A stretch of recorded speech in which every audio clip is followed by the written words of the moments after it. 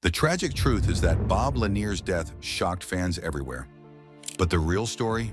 They didn't tell us everything. When the NBA announced his passing in May 2022, they simply said he died after a short illness. What they didn't reveal was that this basketball giant had been quietly battling bladder cancer since 2019. To understand what really happened, we have to go back to the very start of Bob Lanier's incredible journey. Act 1. Setting the stage. Bob Lanier stood 6 feet 10 inches tall and weighed 250 pounds. He was picked first overall in the 1970 NBA draft. But his story really begins in college at St. Bonaventure University. During his senior year in 1970, something terrible happened. In the NCAA tournament, Lanier collided with a Villanova player named Chris Ford. The hit destroyed his knee. This injury kept him out of the Final Four completely. Lanier had to watch his team lose from a hospital bed after his first knee surgery. He was driven to tears remembering this moment for decades. He had been focused on winning that NCAA title his whole college career. Instead, he got a hospital room and the start of a lifetime of pain. That knee injury was not just bad luck. It was the beginning of a career-long battle. Lanier would have at least 8 knee surgeries during his life. You could even see a zipper scar on his right knee in old photos. But here's what made Lanier special. He refused to let the pain stop him from being great. Act 2. Confrontation and career struggles.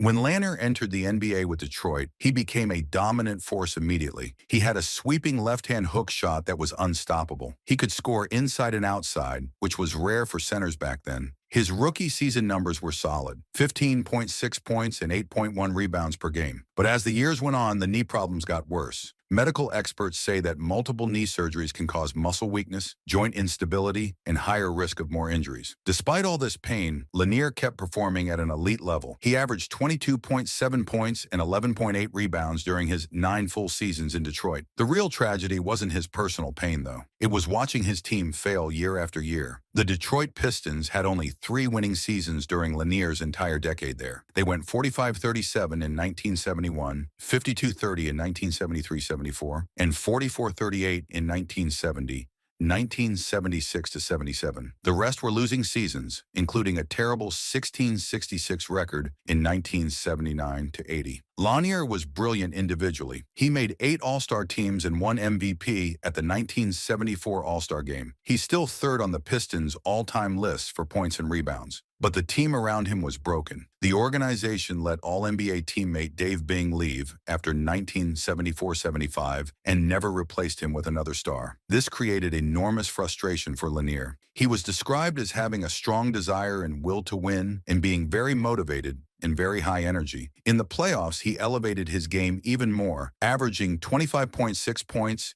and 13.8 rebounds. But it wasn't enough. The team kept losing. Lanier eventually reached his breaking point. In December 1979, he requested a trade. This was emotionally difficult because he loved Detroit, but he told a reporter, "I would trade 31-year-old Bob Lanier for some draft choices. I got to the point where I didn't think I could help the Pistons anymore. I would score 25 points and get 18 rebounds, and we still would lose by 10 or 20 points."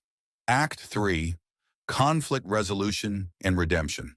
On February 4, 1980, the Pistons traded Lanier to the Milwaukee Bucks for center Kent Benson and a first-round draft pick. The move changed everything for Lanier. Milwaukee fans gave him a standing ovation when he arrived. He described this as the start of a positive change. The Bucks immediately improved from a 19-26 record to finish the season strong. In his 4 full seasons with Milwaukee, the team compiled a 226-112 record. Under coach Don Nelson, they won the Central Division Championship every year during Lanier's time there. Lanier found himself playing with what he called his best teammates. The roster included Marquez Johnson, Sidney Moncrief, Quinn Buckner, Junior Bridgman, and Dave Cowens. This team chemistry was completely different from his Detroit experience. The Bucks advanced to the Eastern Conference Finals twice during his tenure, losing to Philadelphia in 1983 and Boston in 1984. While they never won a championship, this represented a huge leap in competitiveness. Even with his aging knees and reduced minutes, 26 per game in Milwaukee compared to 36.2 in Detroit, Lanier still contributed meaningfully. He averaged 13.5 points, 5.9 rebounds, 2.7 assists, and 1.0 steals per game with Milwaukee. Most importantly, Lanier finally felt fulfilled as a player. He was part of a winning culture and respected organization. The trade validated his difficult decision to leave Detroit. It proved the lack of success wasn't about his individual effort or skill, but about organizational support. Act 4. Legacy beyond basketball.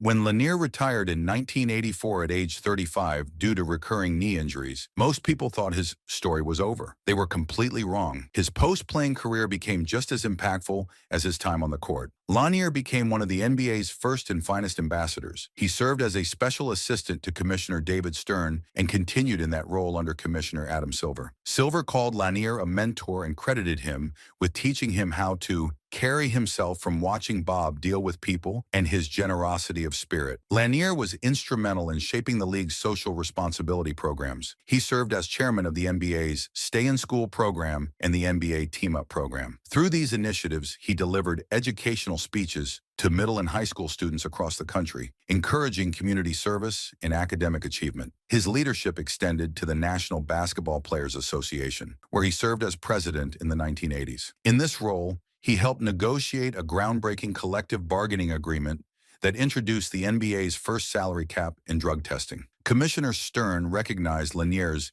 executive potential during these negotiations. Lanier's community service earned him numerous awards. He received the J. Walter Kennedy Citizenship Award in 1978, the Jackie Robinson Award in 1981, the Schick Achievement Award in 1993, and the Congressional Horizon and Leadership Award in 2000. He also served on boards for organizations like the Milwaukee Council on Alcoholism and the Boys and Girls Club of Greater Milwaukee. He was honorary chairperson of the Thurgood Marshall Scholarship Fund. Climax: the tragedy of his death. Bob Lanier passed away on May 10, 2022, at the age of 73 in Phoenix, Arizona. The NBA announced he died after a short illness. The fact that the league initially withheld specific details about his death wasn't deception. It was respect for a man who had given everything to basketball in the community. Even in his final illness, Lanier remained private about his struggles while continuing to impact others positively. Final resolution: Bob Lanier's death marked the end of a remarkable life that transcended basketball. His Hall of Fame induction in 1992 honored his playing career, but his true legacy lives on through the annual NBA Cares Bob Lanier Community Assist Award, which recognizes current players who make lasting impacts through education, mentorship, and community development. Both the Detroit Pistons and Milwaukee Bucks retired his number 16 jersey. St. Bonaventure University retired his number 31. These honors recognize his basketball excellence, but Lanier's real monument is the countless young people he inspired through his educational programs and community leadership. From a hospital bed watching his college team lose without him, to chronic knee pain that would have ended most careers, to a private battle with cancer in his final years, Bob Lanier faced every challenge with the same determination he showed on the basketball court. He gave everything on the court, averaging 20.1 points and 10.1 rebounds over 14 seasons, despite constant physical pain. But off the court, he gave even more. His single-minded determination to win extended far beyond championships to winning in life and helping others do the same. The tragic truth about Bob Lanier's death isn't just that we lost a basketball legend. It's that we lost a man who quietly made the world better while battling his own pain. His legacy reminds us that true greatness isn't measured only in statistics or trophies, but in the lives we touch and the positive change we create. What's your favorite Bob Lanier moment, on or off the court? Share it in the comments below and help keep his incredible legacy alive.